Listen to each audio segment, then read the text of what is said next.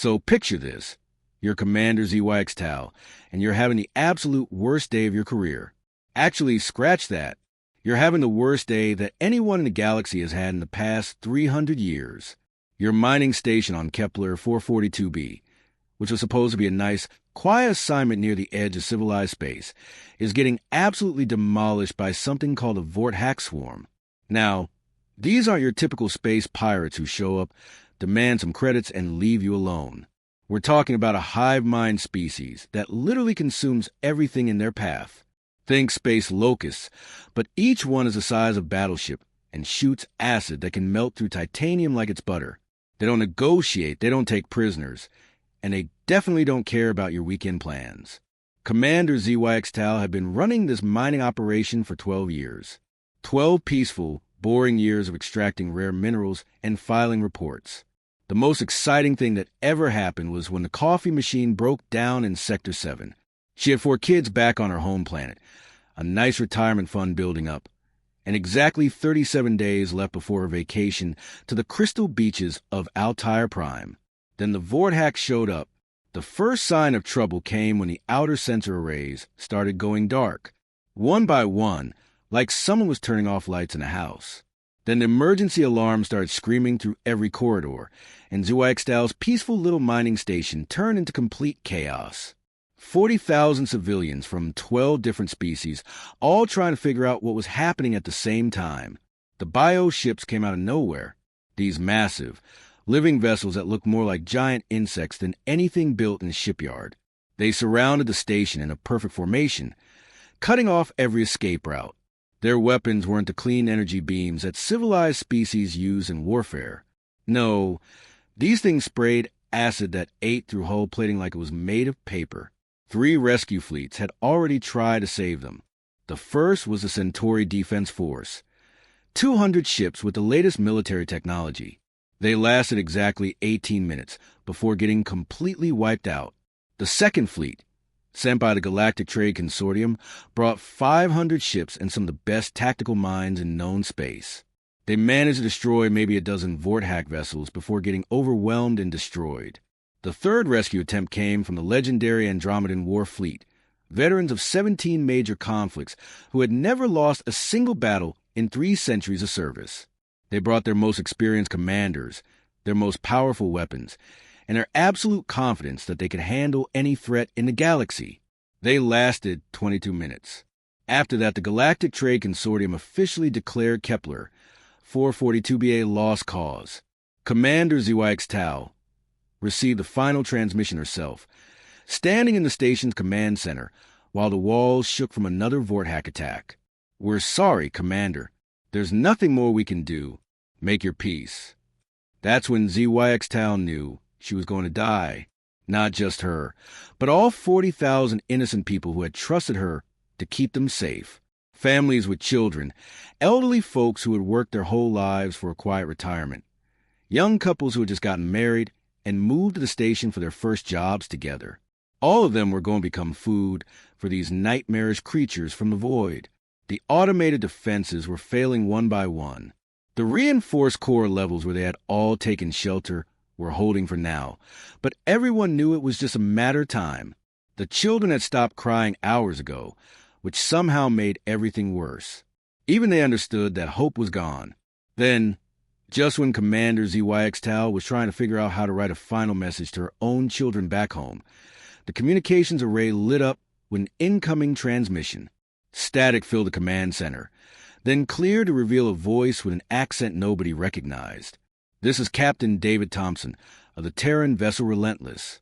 We received your distress call. Hold tight. Help's coming." The command center went completely silent. Nobody moved. Nobody breathed.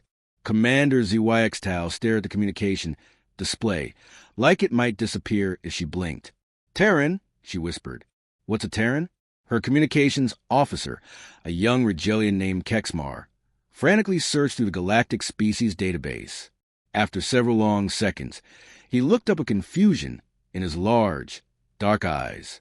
"Commander, there's no record of any species called Terrans in any of our files." Then they saw the ship.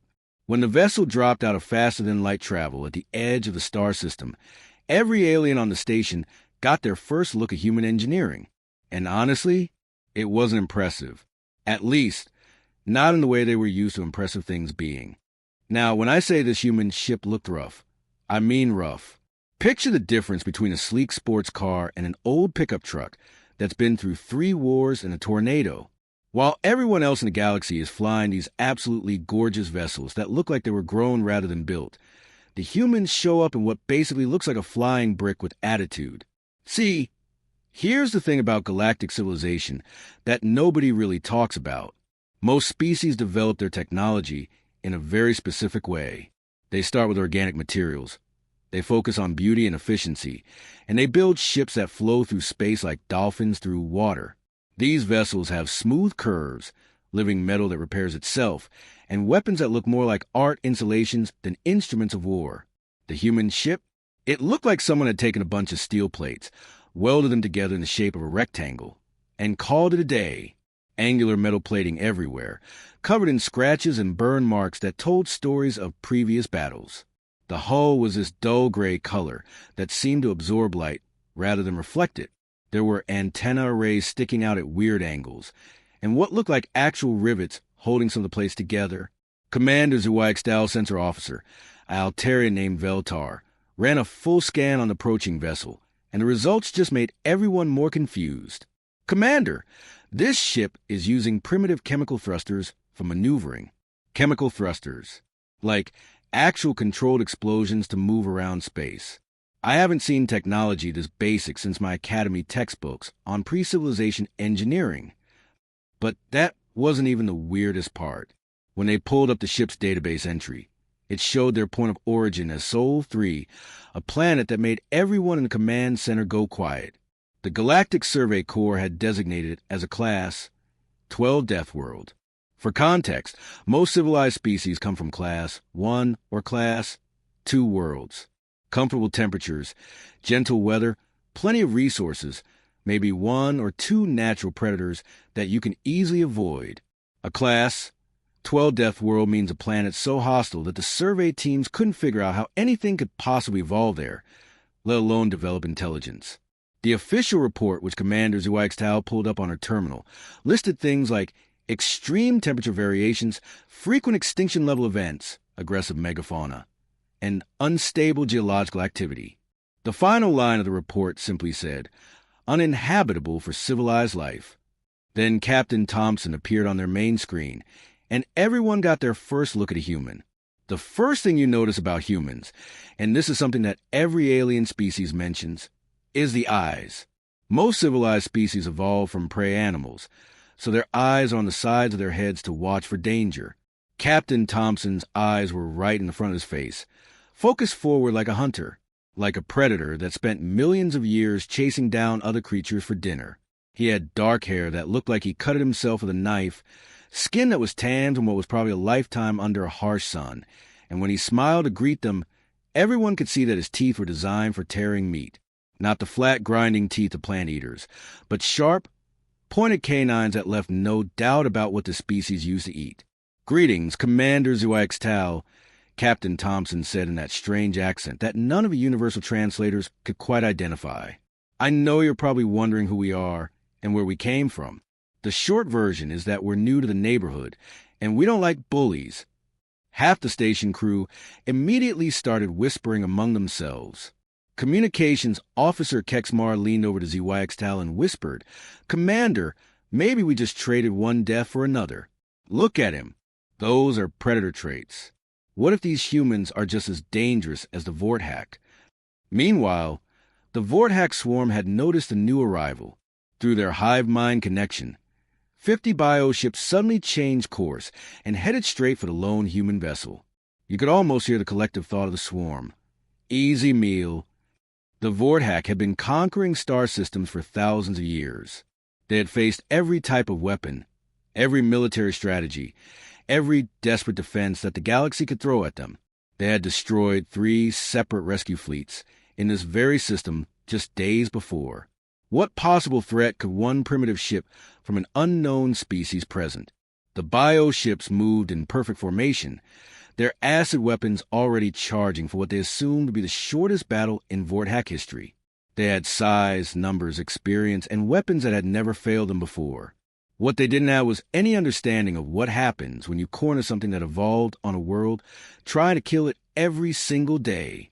Boy, were they about to find out. The human ship didn't retreat. It didn't try to establish communications with the Vorthack. It didn't attempt to negotiate or find a peaceful solution. Instead, the Relentless did something that made every watching alien question everything they thought they knew about space combat. What happened next threw every military textbook right out the airlock. And I mean literally every single tactical manual that had been written in the past 1,000 years of galactic civilization suddenly became completely useless. See, here's how space combat is supposed to work according to every civilized species in the galaxy. You approach the enemy at a respectful distance. You establish your battle lines. You maybe try some diplomatic communications first, because war is expensive and messy. Then you engage in a careful dance of long-range weapons fire, each side trying to wear down the other's shields while minimizing their own losses. It's civilized. It's rational. It follows rules that make sense. The humans apparently never got that memo. Instead of running away like any sane species would do when facing 50 enemy ships or setting up defensive positions to make a last stand, Captain Thompson did something that made Commander ZYXTAL question whether she was actually witnessing real events or having some kind of stress-induced hallucination. The human ship accelerated, not away from the Vorthack formation, not to a flanking position where they might have some tactical advantage. No, they flew straight into the middle of the enemy fleet. Not around it, not behind it, but directly through it, like they were threading a needle made of death and acid. What are they doing? Veltar whispered from his sensor station. Commander, their ship is heading directly into the center of the Vorthack formation. That's not a battle strategy, that's suicide. But Commander ZYXTAL was watching something else entirely. The human weapon systems were coming online, and what she saw made her mandibles click in disbelief. Pull up their weapon signatures, she ordered. What appeared on the tactical display looked like something from a museum. While the rest of galactic civilization had moved on to elegant plasma beams that could slice through armor like butter, or sophisticated ion cannons that disrupted enemy systems without creating messy explosions, the humans were using something that seemed almost primitive: kinetic projectiles. Basically, they were throwing chunks of metal really, really fast. Not energy weapons, not exotic matter, not anything that involved advanced physics. Just good old-fashioned pieces of solid matter accelerated to incredible speeds. And nuclear warheads, actual nuclear explosions in space, creating these brilliant flashes of light and heat that look more like tiny stars being born than civilized weapons fire. They're using kinetic rounds and nuclear warheads, the weapons officer reported, his voice filled with confusion. Commander, those are pre-civilization technologies. Why would anyone still use controlled explosions when we have clean energy weapons? But somehow, impossibly, it was working. The first Vorthack bioship that got hit by a human kinetic round didn't just take damage. It got punched completely through, the metal projectile going in one side and out the other, leaving a hole you could fly a small shuttle through. The nuclear warheads were even more devastating, creating these massive explosions that sent shockwaves to the Vorthack formation. The Terrans fought like they'd already accepted their ship was doomed. They took risks that would make a suicide bomber think twice about his life choices. When 3 bioships converged on them from different angles, the humans didn't try to escape the trap. Instead, they accelerated even faster, spinning their ship and firing in all directions at once like some kind of berserker warrior from ancient mythology. They're fighting like they don't care if they live or die. Communications Officer Kexmar observed, his large eyes fixed on the tactical display.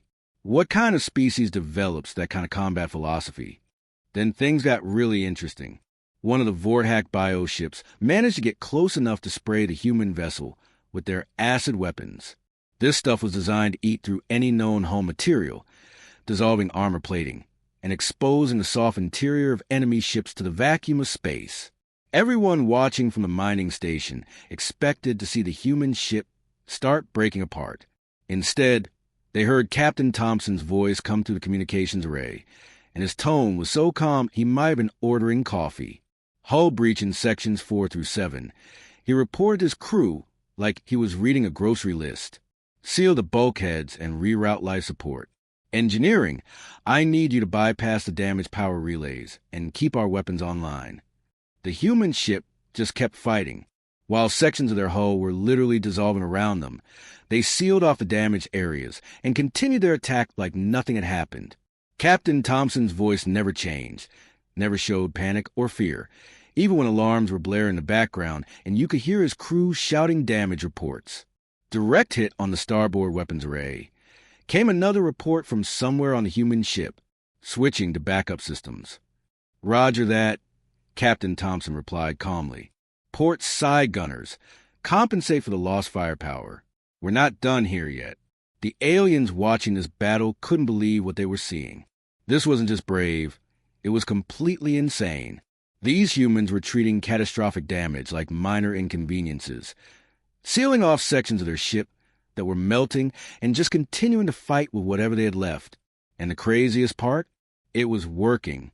Here's where it gets really crazy. And I mean the kind of crazy that makes you question everything you thought you knew about intelligent life in the universe. The battle had been going on for almost an hour. The human ship, despite taking damage that should have destroyed it 3 times over, was still fighting. But Commander ZYX Tau could see the numbers on her tactical display. And the math wasn't looking good. The humans had managed to destroy maybe 15 of the 50 Vorthack bioships, which was honestly more than anyone expected. But they were running out of ammunition. Their hull was holding together with what looked like pure stubbornness, and more bioships were arriving every minute. That's when Captain Thompson made a decision that horrified every single alien watching from a mining station. All hands. This is the captain. His voice came through the communications array, still with that same eerily calm tone he'd maintained throughout the entire battle. Prepare for emergency evacuation. We're going to finish this. Commander ZYX Tao's communications officer looked up from his station with confusion. Commander, what does he mean by finish this? There are still 35 enemy vessels out there. They got their answer about 10 seconds later, when the human ship suddenly changed course. Instead of continuing to fight at a distance, the Relentless started accelerating directly toward the largest Vorthack bioship in the formation. This wasn't just any bioship either. This was clearly the command vessel, easily twice the size of the others, covered in strange organic growths that pulse with bioluminescent light. He's not actually going to, Veltar whispered from his sensor station, his voice trailing off as the realization hit him. Captain Thompson was planning to ram his ship directly into the Vorthack command vessel. Now, ramming attacks aren't completely unheard of in galactic warfare, but they're considered a last resort used only when you've already lost everything and want to take some enemies with you. It's the kind of desperate move that gets mentioned in history books as tragic examples of noble sacrifice. But Captain Thompson wasn't treating this like a desperate last resort. His voice came through the communications again, and he sounded almost excited. Engineering! I need you to overload the nuclear reactor on my mark. Set for a 30-second delay after impact. That should give everyone enough time to get clear. Commander ZYX Tau felt her blood turn cold. The humans weren't just planning to ram the enemy command ship. They were going to turn their own nuclear reactor into a massive bomb and detonate it inside the Vorthack formation. The explosion would be big enough to take out not just the command vessel, but probably half the remaining bioships in the immediate area. That's impossible, her weapons officer stammered. No species would willingly destroy their own reactor. The radiation alone would kill everyone on board even before the explosion. The human ship was picking up speed now, aiming directly for the center mass of the Vorthack command vessel. The bioships around it started firing everything they had, trying to destroy the approaching threat, but Captain Thompson's ship just kept coming. Pieces of hull plating were flying off in the impacts, and you could see atmosphere venting from dozens of breaches. But the ship's trajectory never wavered. 10 seconds to impact. Came the report from somewhere on the human vessel. All hands, abandon ship immediately. That's when something happened that made every alien watching question their understanding of physics, tactics, and basic sanity. Just seconds before the collision, dozens of escape pods suddenly ejected from a human ship, not in a panicked, disorganized fashion, but in a perfectly coordinated maneuver that looked like it had been planned and practiced dozens of times. The Relentless slammed into the Vorthack command vessel at full speed, and for a moment nothing happened. Then the nuclear reactor overloaded. The explosion lit up the entire star system. It wasn't just bright. It was like watching a new sun being born right in front of you. The shockwave tore through the Vorthack bionetwork, and since these creatures were all connected through some kind of organic communication system, the destruction of their command ship sent waves of confusion and panic through the entire swarm. But here's the part that really got everyone. While Commander ZYXTAL and her crew were still trying to process what they just witnessed, her docking bay alarm started going off. The human escape pods were requesting permission to land. The lead pod touched down in docking bay 7 and outstepped Captain Thompson, looking like he'd just finished a routine patrol, instead of nearly sacrificing himself to save 40,000 strangers. His uniform was a little singed, his hair was messed up, and there was a small cut on his forehead, but he was grinning like he'd just won the lottery instead of barely surviving a suicide mission. "Well, that was fun," he said to the crowd of aliens who had gathered to stare at him. "Anyone know where we can grab a beer around here? Blowing up your own ship always makes me thirsty." The remaining Vorthack bio ships, suddenly faced with creatures that considered ramming into certain death not just acceptable, but apparently enjoyable, made a collective decision that will be talked about in xenobiological circles for decades. They ran away. All of them. Immediately. Like someone had just told them the galaxy's scariest bedtime story, and they didn't want to stick around for the sequel. These were the same creatures that had terrorized star systems for thousands of years, and they took one look at humans and decided they had urgent business somewhere else. Permanently. So here's the kicker that nobody saw coming. 3 hours after the Vorthack swarm had completely disappeared from the system, the Galactic Trade Consortium's official relief fleet finally showed up. And let me tell you, they were expecting to find a very different scene. Admiral Korthlax, commanding officer of the relief fleet, had brought 200 ships and a full medical team prepared for the worst-case scenario. They were ready to collect floating wreckage, identify what was left of the mining station, and maybe recover a few bodies for proper burial ceremonies. What they definitely were not prepared for was to find the mining station completely intact, all 40,000 civilians alive and well, and a bunch of unknown aliens having what looked like the galaxy's most relaxed victory party. The first thing Admiral Korthlax noticed when his ships arrived was the debris field where the Vorthack command vessel used to be. His sensor officers ran 3 separate scans because they couldn't believe what they were seeing. "Sir, the bioship formation is completely gone. I'm reading massive traces of nuclear detonation and what looks like the remains of 50 destroyed Vorthack vessels." "Nuclear detonation?" the Admiral repeated.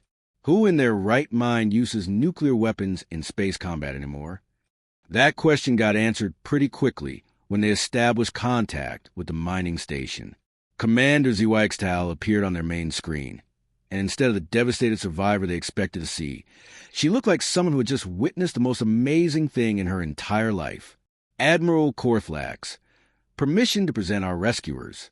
I'd like you to meet Captain David Thompson and the crew of the Terran vessel Relentless. Well, what used to be the Relentless before they turned it into the galaxy's most effective missile." The camera panned to show the mining station's main recreation center, and what Admiral Korthlax saw there made him question whether he was having some kind of stress-induced hallucination. Captain Thompson and his crew of 30 humans were sitting around tables with mining station personnel from 12 different species, sharing drinks and telling stories like they were old friends at a class reunion. But this wasn't just casual mingling. These humans had somehow managed to learn the drinking customs of every species present.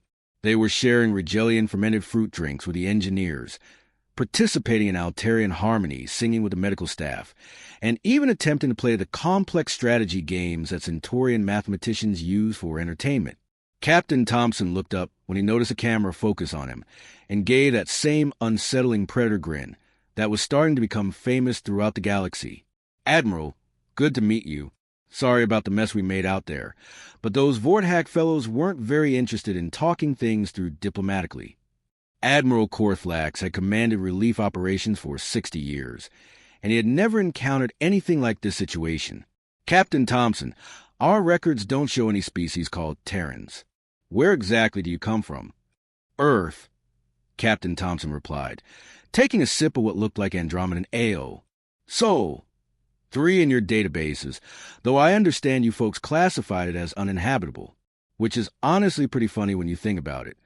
Commander Zwaxtal leaned forward in her chair, and Admiral Korflax could see she was still processing everything she had witnessed. Admiral, these beings evolved on a world so hostile that galactic-level threats seemed like a Tuesday afternoon to them. Captain Thompson was just explaining some of the challenges they face on their home planet.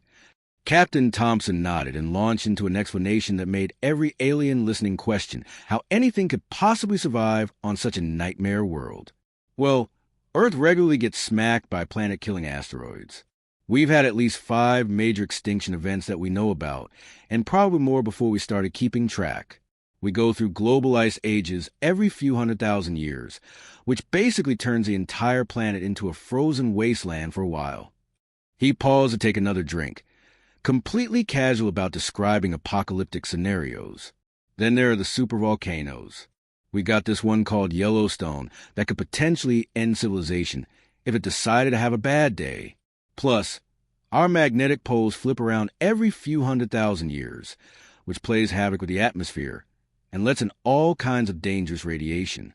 Engineer Veltar, who had been listening with growing amazement, couldn't help but ask, how does anything survive those conditions? Captain Thompson's grin got even wider. Oh, that's just the geological stuff. Our surface is crawling with pack hunters that work together to take down prey 50 times their size. We've got prey animals that fight back with deadly poison, plants that can kill you just by touching them, and weather systems that can level entire cities in a matter of hours. He gestured to his crew, who were all nodding along like this was perfectly normal. You learn to adapt. You learn to work together. And you definitely learn to think fast when everything around you is trying to kill you on a regular basis. Word about the Deathworlders, who had saved Kepler. 442b spread through the galactic communication networks faster than anyone could have imagined. Within days, humans were receiving rescue requests from dozens of star systems facing threats that the regular military forces couldn't handle. Apparently, the universe had been waiting 3,000 years for someone crazy enough to fight impossible odds and somehow find a way to win. And the humans? They were just getting started. Admiral Korflax filed his report with growing excitement, realizing he had witnessed the beginning of something that would change galactic civilization forever. These humans weren't just another species joining the community of worlds. They were the solution to problems nobody else could solve.